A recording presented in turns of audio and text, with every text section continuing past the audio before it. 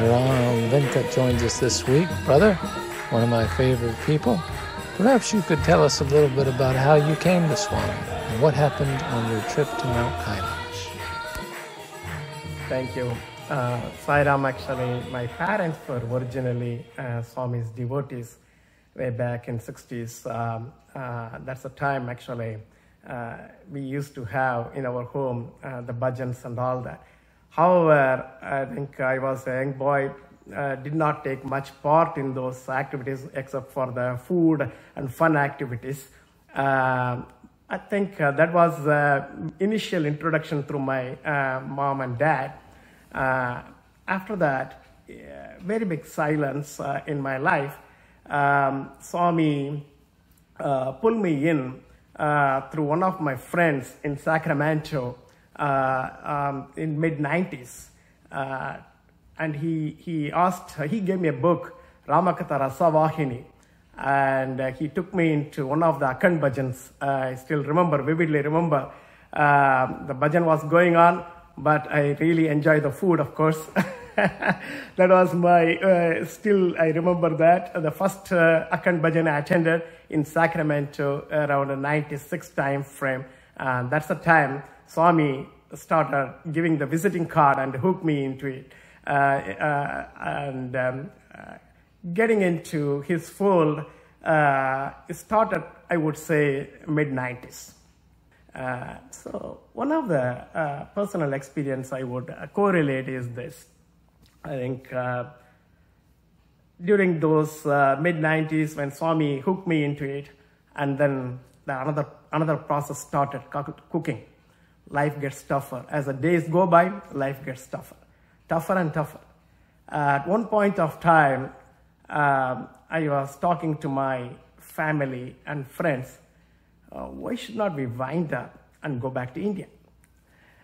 I think it was an interesting one, and I think Swami knows, because Swami is indweller of heart, Swami is Antaryami, Sarvantaryami.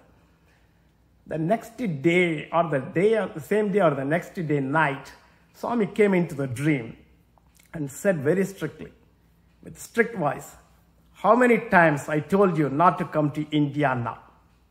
That is, how many times I told you not to come to India now? I think I was literally surprised, pleasantly surprised how Swami knows all these things. Swami knows how we are talking, how we are behaving. Once he started hooking and once he started pulling pulling us into his fold. That's one of the things that I was remembering as my personal journey started with Swami. So I think again, the rat race started. Years back, years rolled on. I think when we started coming from, this is one of the things, exactly 10 years back, Swami's 85th year.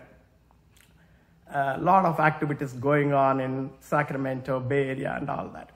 Swami made me to partake in all those activities.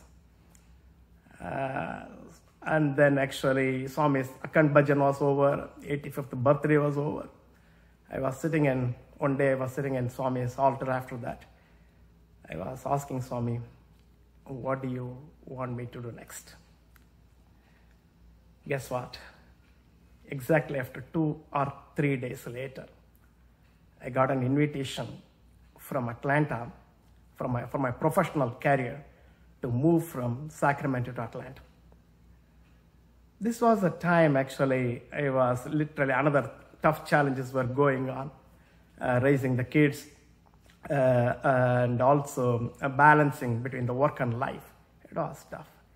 Swami made it so easy to move from Sacramento to Atlanta in end of 2011. So I think during those, when we moved from Sacramento to Atlanta, the next year activities started. Swami gave the instructions to Brother Shekhar Buddapalli to do that Atirudram in Kailash. So the Kailash activity started in 2012. One of the experiences actually, I think, again, Swami is indweller of our hearts. So I think Swami's third Rudra Homam was performed in the holy river, Manasarover. Around 1:30 a.m. It was, I think we started evening and then went up to probably midnight around 1:30 a.m. That's the time Brother Shekhar Bodapalli told Brother Ravindra Adyapalli to share his very nice experience. The reason I am talking about it is there is a personal experience for me too. So Brother Ravindra Adyapalli gave his Lingam to Shekhar Bodapalli to dip in Manasarover river. And Brother Adyapalli explained when the brother Shekhar Bodapalli dipped in the Manasarover river, he got a new element. I think in addition to what Ravindra Adyapalli had, he had two new elements. One is called the Naga.